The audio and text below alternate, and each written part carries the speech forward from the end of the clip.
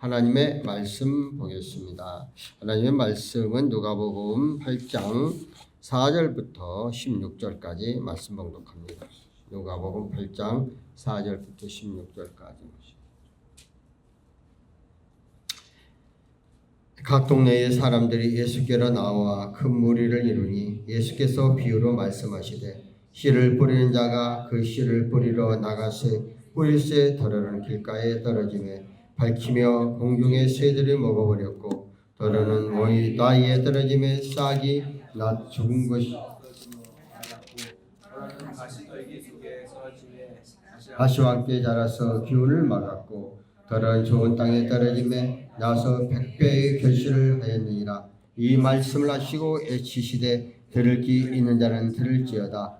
제자들이 이유를 뜻을 물으니 이르시되 하나님의 나라의 비밀을 아는 것은 너희에게 허락되었으나 다른 사람에게는 비유로 하나니 이는 그들을 보아도 보지 못하고 들어도 깨닫지 못하게 하려 함이라.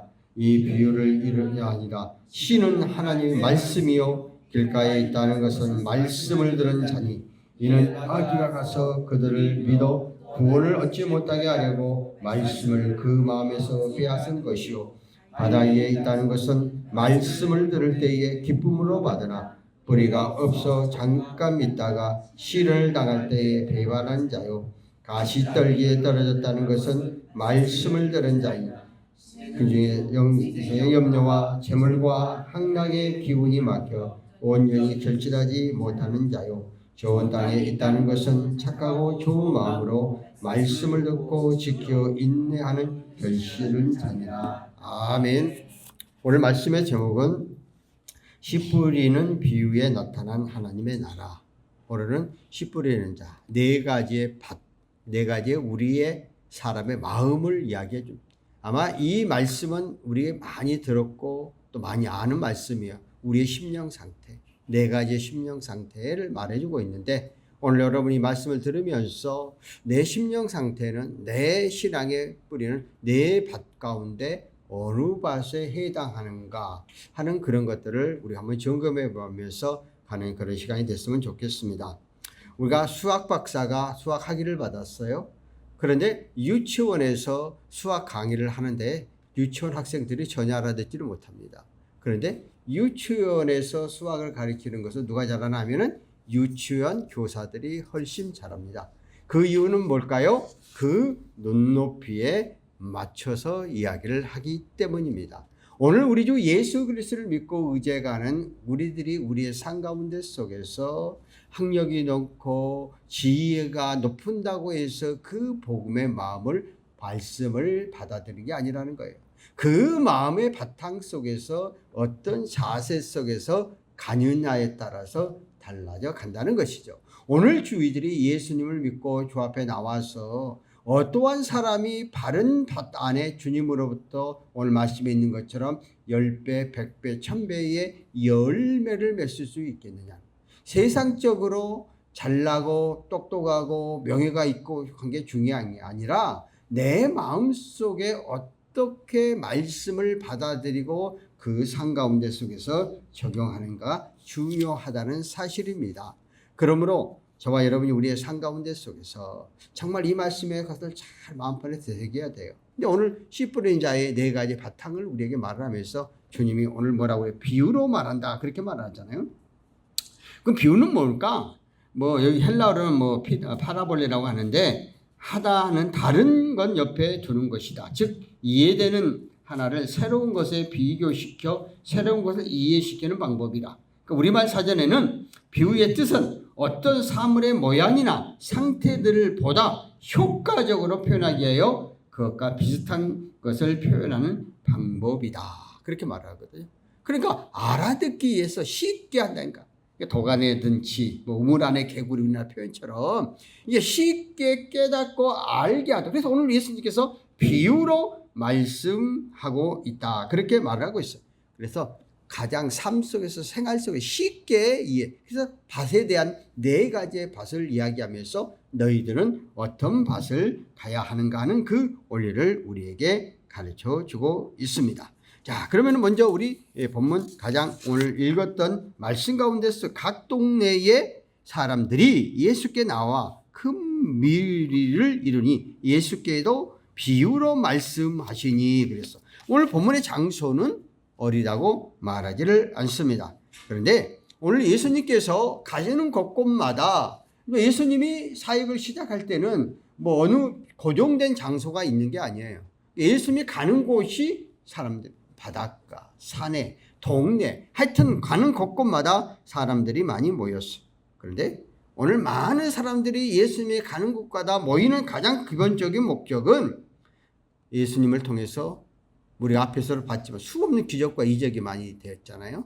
그러니까 기적과 이적을 보면서 자기들에게도 그러한 힘들고 어려운 세상적인 그러한 방법 속에서 벗어나기 위한 한 수단으로 예수 앞에 오는 그런 가정들을 볼 수 있습니다. 그런데 예수님께서는 진정으로 하나님의 나라, 그러니까 오늘 제목도 하나님의 나라라고 했는데 하나님의 예수 그리스도를 믿어서 이 세상에서 내 병 낫고 잘 되는 것으로 끝나는 의미가 없다. 영원한 하나님, 영원한 천국, 영원한 내 세계까지 연결해야 된다는 거죠.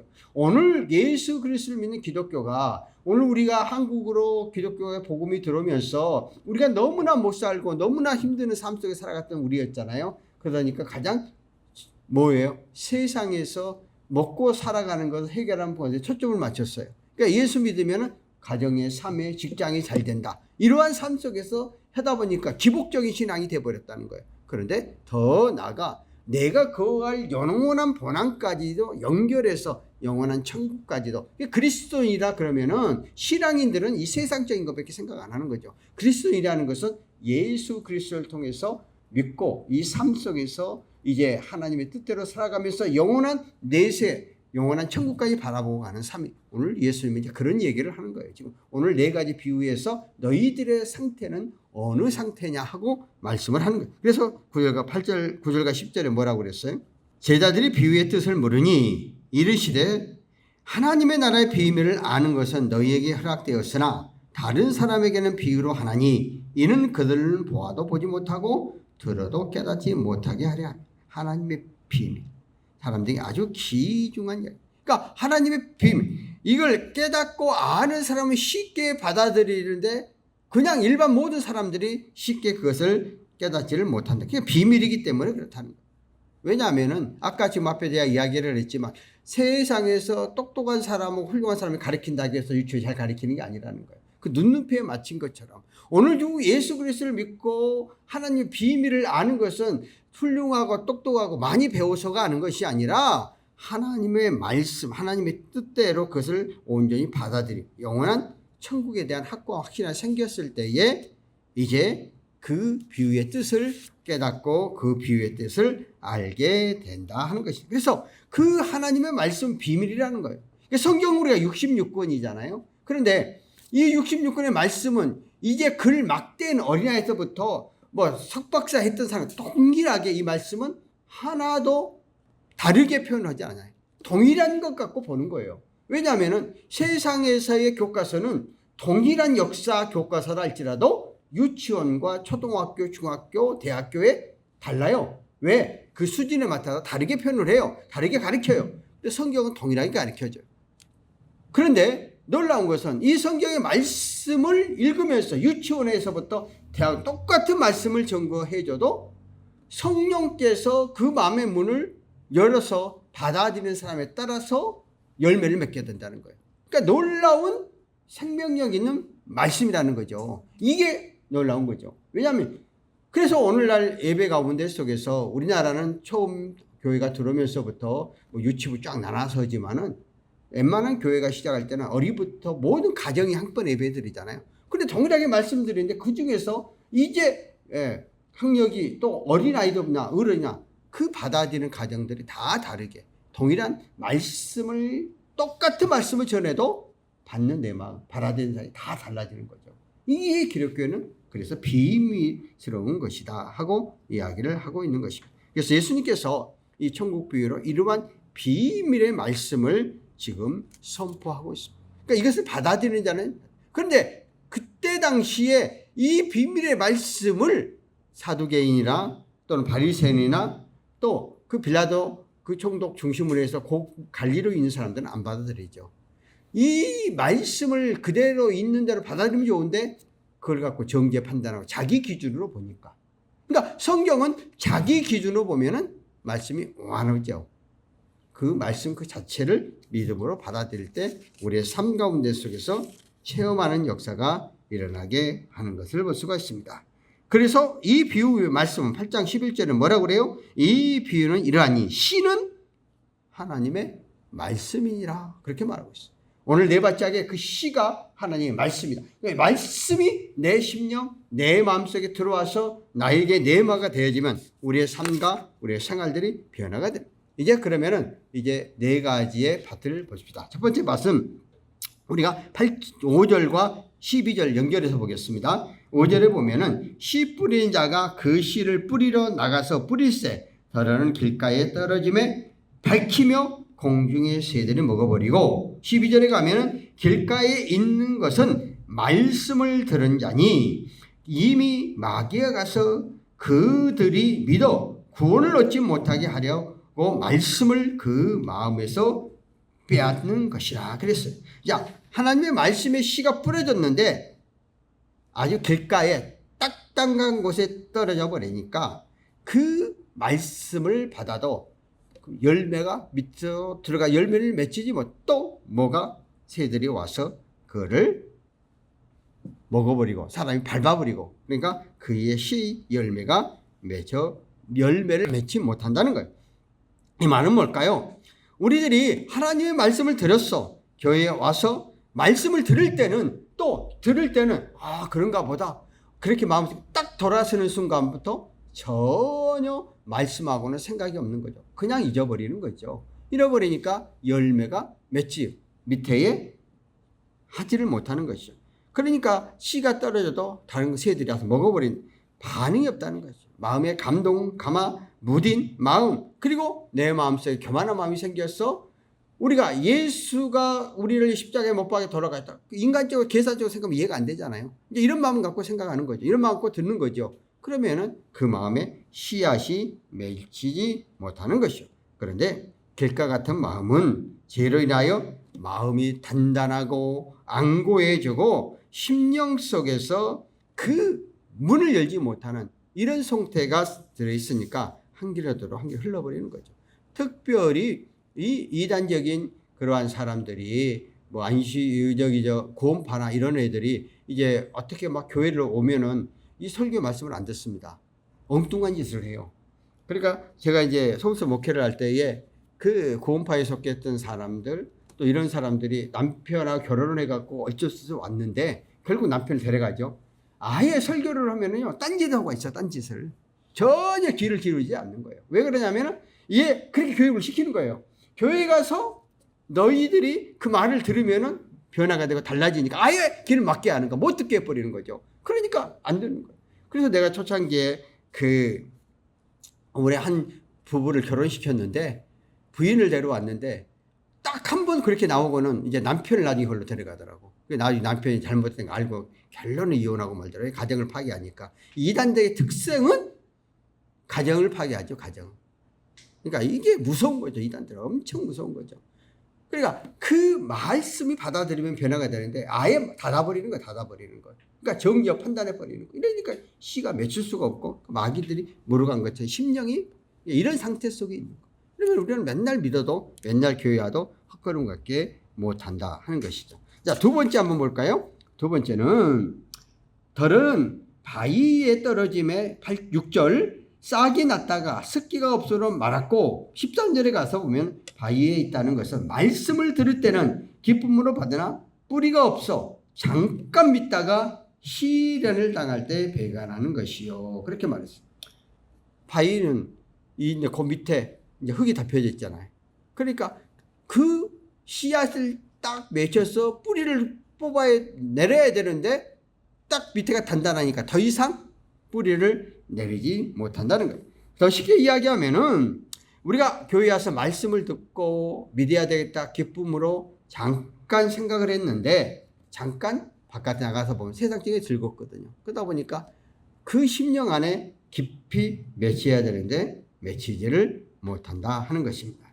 그러니까 그 말씀 속에서 씨앗이 발휘시킬 수가 없는 거죠. 그러니까 우리 구원에 대한 소망에 대한 확고함이 없는 그런 영적 감각이 떨어지는 거죠. 영적 감각이 없는 이런 상태 속에서 말씀을 하죠. 오늘날 많은 사람들이 힘들고 어렵대. 또 병들었고 고통스러운 사람들이 부흥에 참석하고 기도에 참석해서 병을 나왔어. 그래가지고는 그 병을 나와가지고는 그 다음에 교회에 안 나오거든. 이게 뭐냐면 뿌리를 못 내린 거예요. 잠시 잠깐 기쁨과 감격이 있었으나 그 이후에 흔들려. 오늘날 우리의 주변 가운데 속에서 그러한 사람이 엄청 많아요.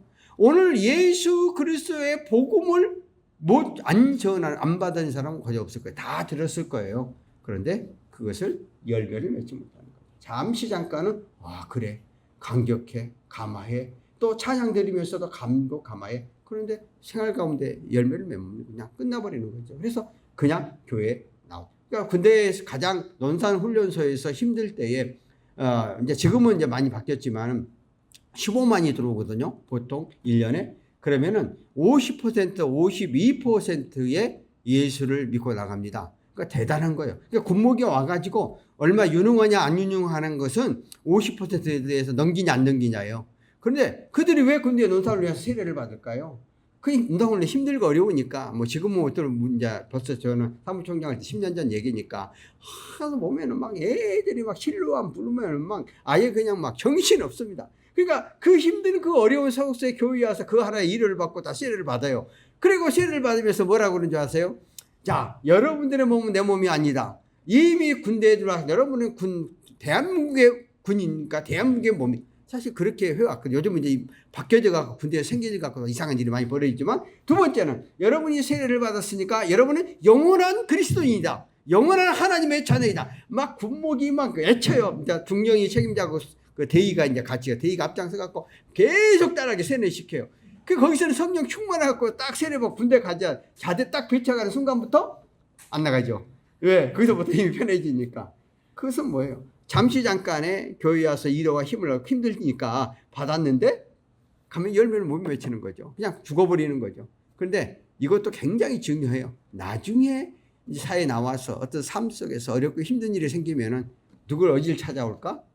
교회를 찾아오는 거예요. 그래서 나는 그게 굉장히 군대에서 세례받는 게 요즘 이제 군대도 강제로 세금 못 줘갖고 힘드는 시대가 됐지만 옛날에는 무조건 그냥 세례를 이렇게 주게 만들었단 말이에요. 요즘은 인권이라 그래가지고 이제 뭐 자유스럽게 만들어가지고 완전히 이걸 갖다가 해놓은 이거 보면서 참 제가 감동받은 것은 박정희 장군이라고 지금 65살인가 되는데 사단장을 하는데 26사단장을 했을 때 지금 20사단이 없어졌어요.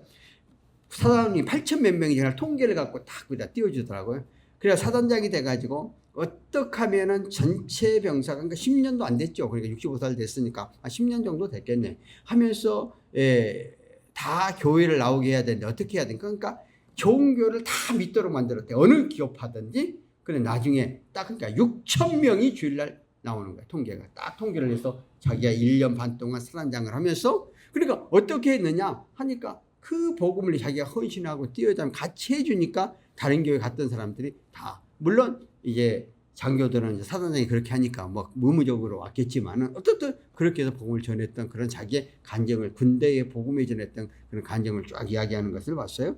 그러니까는 이 말씀을 받아서 뿌리가 못 냈는데 이제 나중에 가면 3, 4장 3번, 4번째가 뿌리가 맺을 수 있도록 우리들의 역할이 굉장히 중요하고 소중하다 그런 것을 왜냐하면은 이 받아들였는데 뿌리를 못 낸다는 것은 교회 안에서 실망하는 게 많다는 거죠. 왜냐하면 처음에는 은혜를 받았는데 갔으면 그것을 계속해서 지속시켜 줄 수 있도록 어떻게 해야 돼요? 케어를 해줘야 되고 뿌리가 맺을 수 있도록 도와줘야 되는데 딱 한 번 하면 그걸로 끝나버린다는 거예요. 또 누구한테? 교인들한테 목사나 장로나 권사들한테도 상처받는다는 거예요. 이게 믿음이 없는 사람들은 교회에 나오는 것만 해도 감사해야 돼. 그런데 교회에 나오는데 오자마자 얼마 됐는데 11조 해야 됩니다. 뭐 감사헌금 해야 됩니다. 뭐 해야 됩니다. 막 해보세요. 믿음이 없는데 그게 되겠어요? 그건 성령께서 역사해서 본인이 감사해서 헌금을 하도록 하는 것이지 그 강제적 강압적이면 그것 때문에 안 나오는 거예요. 내 믿음은 그렇게 가지만 그 사람은 어린아이 같은데 어린아이처럼 돼야 돼요. 성숙하도록. 우리가 맨 처음 막 태어난 어린아이가 처음부터 걷고 밥을 먹은 사람이 어디 있어요? 젖 먹고 그냥 말을 못하니까 그냥 있는 건 부모가 다 케어해주고 성장할 때 해줘야 되는 거잖아요. 교회도 동일한 거예요. 그래서 교회에 처음 나와서 은혜 받았다고 해서 그냥 놔둬버리고 너무 강요하고 너무 힘든 일 시키면 안 된다는 거예요. 그냥 성장하도록 어린아이처럼 나이가 많든 적든 성장시켜줘요. 그래야 뿌리를 내니까 그러니까 뿌리를 못 내리게 막아버리면 안 된다는 거예요. 그러니까 대부분의 교회에 와서 은혜를 받았지만은 뿌리를 못 맺는 것은 교회 안의 삶 속에서 보고 실망한다는 거예요. 왜? 목사에게, 전도사에게, 또 장로에게, 권사에게 안 쓰죠. 왜냐하면은 그분들이 하는 행위를 보니까 아니거든요. 그러니까 가끔 가다 보면 믿음의 기업을 하시는 분들이 자기의 부하들 전부 교회를 나오게 하는데 열매를 못 맺죠. 왜냐하면 교회에서 하는 것과 어디서? 직장에서 하는 일이 다르거든. 이게 이래버리니까 아이고 더 실망을 해버리는 거죠. 가장 목사인 나지만은 또 목사님들이 가장 자녀들에게 실패를 많이 해요. 왜? 목사는 교회에 와서 거룩한 척하고 정말 열심히 다 하는데 또 사랑을 베풀고 목사는 교회 안에서 성도들에게는 뭐 강까지도 다 빼줄 정도야. 근데 집에 와서 보니까 그렇게 안 하거든. 자기 자식들이 그렇게 안 하거든. 이러 보니까 실망을 해갖고 돌아서 버리는 경우. 또 자식들이 안 믿어요. 그래서 반항을 해요. 그런데 하나님은 역사하셔서 또 선택한 자녀니까 어느 관점 속에서 본인이 어려운 일 당해가지고 주 앞으로 와서 헌신자들이 많이 돼요.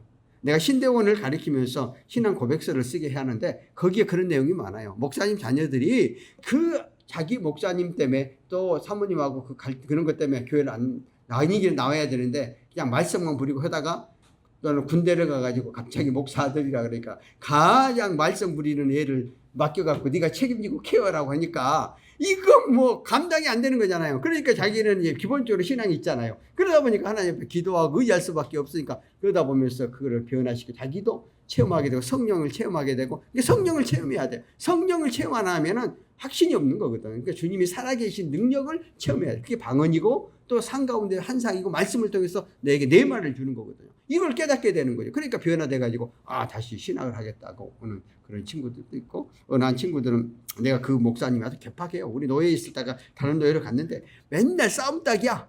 그냥 문만 하면 막 싸우는 목사님이야. 그래서 이제 또 그 교회를 하는데도 또 그 옛날 그 어려운 그 탄동네 가서 해가지고 그 재개발 거기만 또 안 돼가지고 정말 어려운 목사님이야.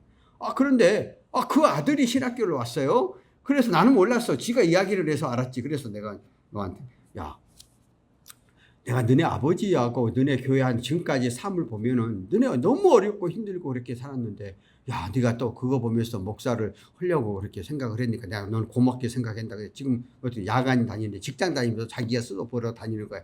그런데 내가 지금 봐도 그래도 우리 아버지 어머니가 그 가정 속에서 그걸 해왔다는 거. 나는 청소년 시절에 정말 학교 다닐 때 어렵고 힘든 삶을 살았지만은 지금 내가 직장을 다니고 이제 40대가 다 됐더라고요. 하는데 그 우리 부모님들이 그걸 해왔다는 걸 보면서 이 복음밖에 번할 게 없다고 해서 왔다고. 그래서 얼마나 내가 고맙고 감사한지. 그래서 그 목사님이 내가 그 노예한테 물어봤어. 지금도 어떠냐 그러니까 지금도 역시 똑같아요 그러더라고. 이거 한번 갖고 있는 그 성격을 못 버리는 거야. 그러는데도 그 아들들이 그렇게 성령 감사하더라고. 이게 열매 맺는 거잖아요. 그러니까 이런 것을 내가 보면서 정말 우리의 삶 가운데 속에서 정말 씨가 예수의 복음의 씨를 받은 사람은 열매가 뿌리를 맺혀줄 수 있도록 그 주변에서 해줘야 된다. 이거 굉장히 중요한 거예요. 그러니까 데려와서 끝나버리면 안 되는 거예요.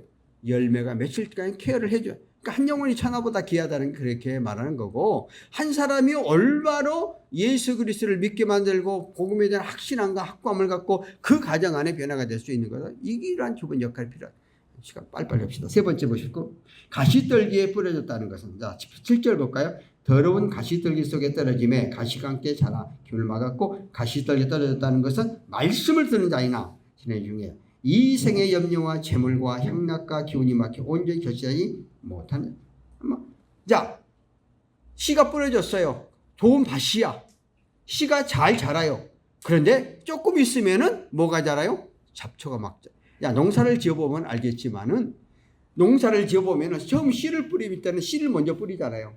흙에다. 근데 조금 지나다 보면 뭐가 봐요? 잡초가 훨씬 빨리 올라옵니다. 잡초가 훨씬 강해요. 자, 오늘날 한상적으로 어디야? 정원. 잔디밭을 갖고 있는 그러한 전원주택을 사모하는데 3년만 되면 손을 듭니다. 왜 손을 드느냐? 잔디를 쫙 심어놨는데 처음에는 멋있어요. 이 딱 한번 비만 오고 나면은 풀이 그냥 자라갖고 그냥 잔디를 덮어요. 근데 매일 그걸 뽑아주지 않으면은 잔디가 없어져 버려요. 풀이 덮어버려요. 그러니까 그것을 매일 하다 보니까 나중에 3년만 되면 지친대요. 한상적인 저 푸른 초원, 한상 실제 가서 현장에 가서 보면 이 잡초가 자란 걸 빨리빨리 제거해 줘야 하니까 이것 때문에 손든다는 거예요. 그러다 보니까 나중에 잔디 다 밀어버리고 바닥을 콩고루 치죠. 왜냐? 그게 너무 질려서. 이렇게 되는 거예요. 그러니까 그 정도로 우리들이 예수 그리스도를 믿고 우리가 좋은 바탕 속에서 말씀대로 살고 생활해 가려고 하는데 생활하다 보면은 만사형통이 없잖아요.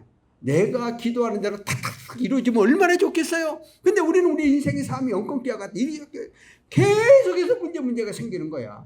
그러면 그때에 세상 염려, 근심, 걱정, 세상적인 사람과 통일한 것이 먼저 와. 우선순위가 예수님 우선순위가 아니고 세상적인 것에 먼저 우선순위가 돼버려. 그러면 그때는 예수님은 어디 가고? 잡초. 세상적인 것이 우리의 삶을 완전히 뒤덮어버린다는 거예요. 마치 잡초가 그 씨앗을 뿌릴 때 그를 뽑아주지 않으면은 훨씬 자라서 결국 곡식이 안 돼요. 여러분들 가끔 가다가 농사하는 그 밭에 같은 데 가서 보세요. 그 일에 농부가 바빠가지고 잡초 제거 안 해주면은 다 덮어버려요. 그럼 나 열매 제대로 면치 잡초 훨씬 더 위에서 눌러버리죠. 이렇게 되어버린다는 거예요. 그러니까 너희들이 하나님 말씀을 듣고 끝까지 붙잡고 의지에 가야만이 되어지는 거지. 세상적인 걸 다시 세상적으로 돌아가면 세상 생각과 사고로 돌아가면은 결론적으로 신앙이 올바로 성장하지 못한다. 그게 가장 세상의 염려, 세상의 재물 이렇게 말하고 있습니다. 그 다음에 마지막에 네 번째 좋은 열매에 떨어진 반응법과 8절과 15절입니다. 더러는 좋은 땅에 떨어짐에 나서 백배의 결실을 하였느니라. 이 말씀을 하시고 애치시되 들을 게 있는 자는 들을지어다. 좋은 땅에 따른 것은 착하고 좋은 마음으로 말씀을 듣고 지켜 인내하여 결실을 내는 자다. 자, 좋은 땅에 씨를 뿌리는 자는 결국 우리의 삶 가운데 속에서 여러 가지의 힘들고 어려운 일이 있지만 그걸 극복하고 끝까지 말씀을 붙잡고 말씀대로 살아가고 의지가면 결국 풍성한 열매를 맺게 된다. 기독교는 인내로 고를 얻는다고 그래서 처음부터 잘 되는 마지막까지 갔을 때 최종적으로 잘 되는 게 잘 되는 거예요.